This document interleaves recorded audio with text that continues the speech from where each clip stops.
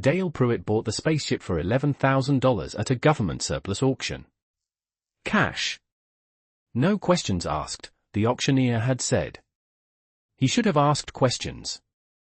The ship sat in his backyard like a rusted grain silo, 40 feet tall, dented on one side where something had clearly hit it hard. His neighbors thought he'd lost his mind. Maybe he had. But something about the ship called to him the moment he saw the photo online, blurry and half-lit, tagged simply as decommissioned vessel, as is, no refunds. He should have read the listing twice. He climbed inside on a Tuesday evening, flashlight in hand, expecting dust and dead wiring. What he found instead made his flashlight slip from his fingers and clatter against the metal floor. 3 women stood in the cargo bay. Except women barely covered it. They were each nearly 9 feet tall, skin the color of moonlight on water, eyes like liquid amber that seemed to hold entire galaxies behind them. They didn't move. They didn't blink. They just watched him, patient as stone. Dale's heart slammed against his ribs. "This ship isn't decommissioned," the tallest one said, her voice like 2 voices layered on top of each other. "It's ours. And so, by the old law, are you." He laughed. A nervous, cracked laugh that didn't belong to him. "I bought this ship," he said. "I have paperwork."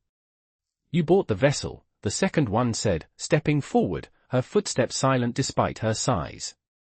"The vessel came with an oath. Whoever claims ownership of this ship becomes bound to its keepers." "Keepers," Dale repeated, backing toward the hatch. "Us," said the third, smiling in a way that showed too many teeth to be entirely human. "You're going to marry all 3 of us."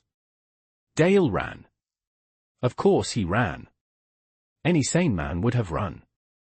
He didn't stop until he was 3 blocks away, gasping on his neighbor's lawn sprinkler system, soaked and shaking. His phone buzzed in his pocket. A text from an unknown number. "Running will not undo the oath. The ship chose you the moment you paid for it." He stared at the screen. His hands wouldn't stop trembling. Another text arrived before he could process the first. "We are not here to harm you, Dale Pruitt. We are here because we have no other way home, and the law of our people binds us to whoever claims the vessel. Come back. We will explain everything." He should have blocked the number. He should have called the police, or the military, or literally anyone with more authority than a 34-year-old plumber from Ohio. Instead, curiosity did what curiosity always does. It pulled him back. The walk back to his house felt longer than it should have. Every porch light seemed too bright. Every shadow seemed to lean toward him. When he stepped back into his backyard, the ship's hatch was already open, spilling pale blue light across the grass. The tallest woman stood in the doorway, waiting, as if she'd known he'd come back before he'd known it himself. "My name is Vessia," she said. "This is Corinne." She gestured to the second.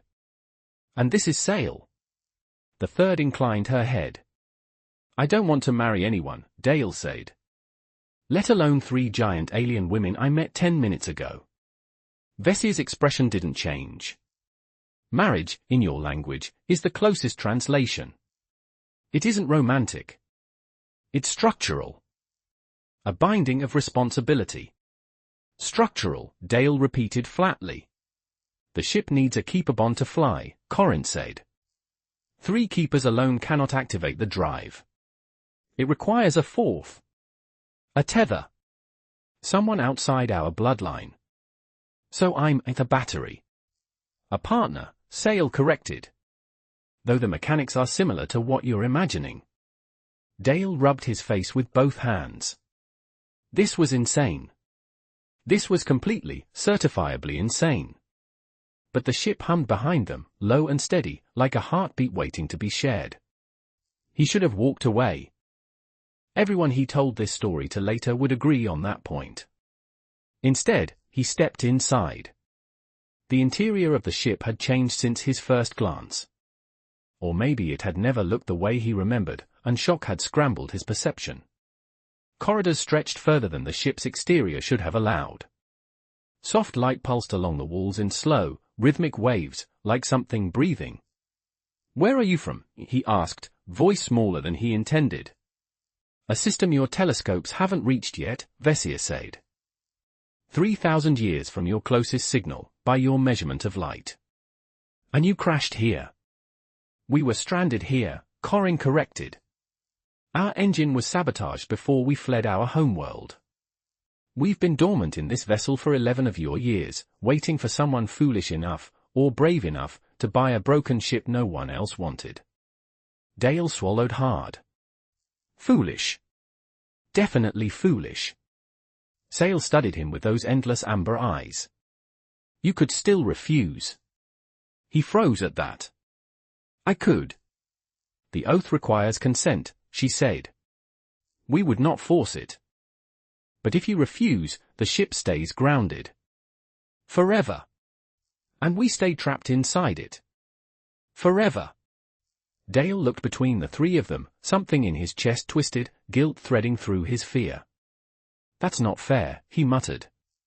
You're basically holding your own freedom hostage to guilt-trip me. We are being honest, Vessia said simply. Fairness was never promised. He didn't answer right away. He walked the length of the corridor, past rooms filled with instruments he didn't recognize, past a window that looked out not onto his backyard but onto a swirl of violet stars he had never seen in any sky. That's not possible, he whispered. The ship exists partly outside your reality when sealed, Corin explained, appearing beside him without a sound. It is safer that way. Harder for our enemies to find. Enemies, Dale said. Of course there are enemies. There are always enemies, she said, almost gently. That is the price of surviving long enough to matter. He turned to face her, forcing himself to breathe evenly. If I do this? If I agree? What happens to me? You become bonded to the ship's core, Vessi answered from behind him. Your life signature ties to its systems. You will not age the way you did before. You will not die the way you would have. And you will be tied, always, to the three of us.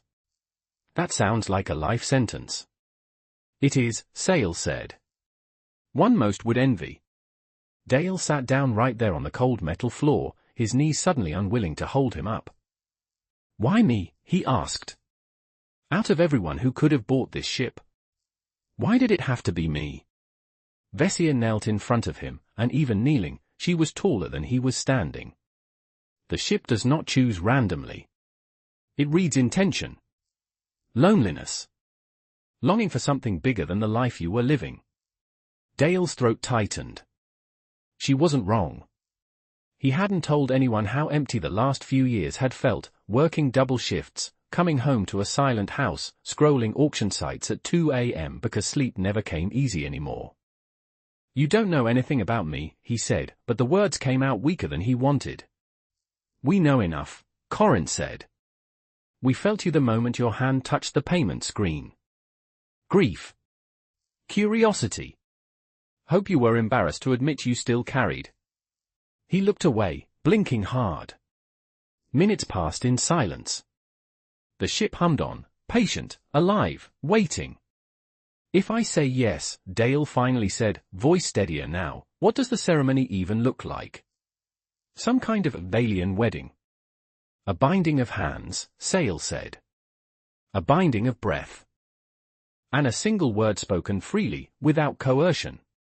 That's it. That is everything, Vessia said. Simplicity is sacred in our tradition. Grand gestures are for those who doubt the bond. We do not doubt. Dale huffed out something between a laugh and a sob. This is the strangest first date I've ever had. For the first time, Corin's mouth curved into something like real amusement. You humans and your dates. He thought about his empty house. His overdue bills. The father who hadn't called in 3 years. The mother who had passed without ever seeing him build anything worth being proud of. He thought about the stars outside that window, violet and endless, utterly indifferent to his small human problems. Maybe that was exactly what he needed. Something bigger than himself. Something that didn't care about his mortgage or his mediocre credit score. "If I do this," he said slowly, "I want honesty. Always. No secrets, no manipulation. If you're going to bind my life to yours, I need to trust you." "Agreed," Vesia said without hesitation. "And I want to see my sister sometimes. She's the only family I've got left.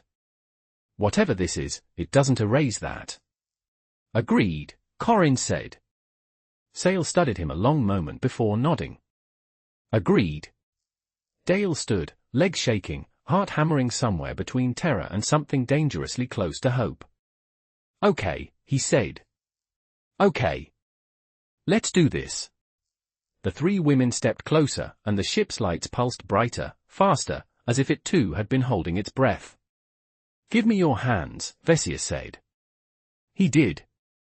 The moment their skin touched his, warmth spread up his arms, not painful, but overwhelming, like plunging into a lake that was somehow both freezing and warm at once.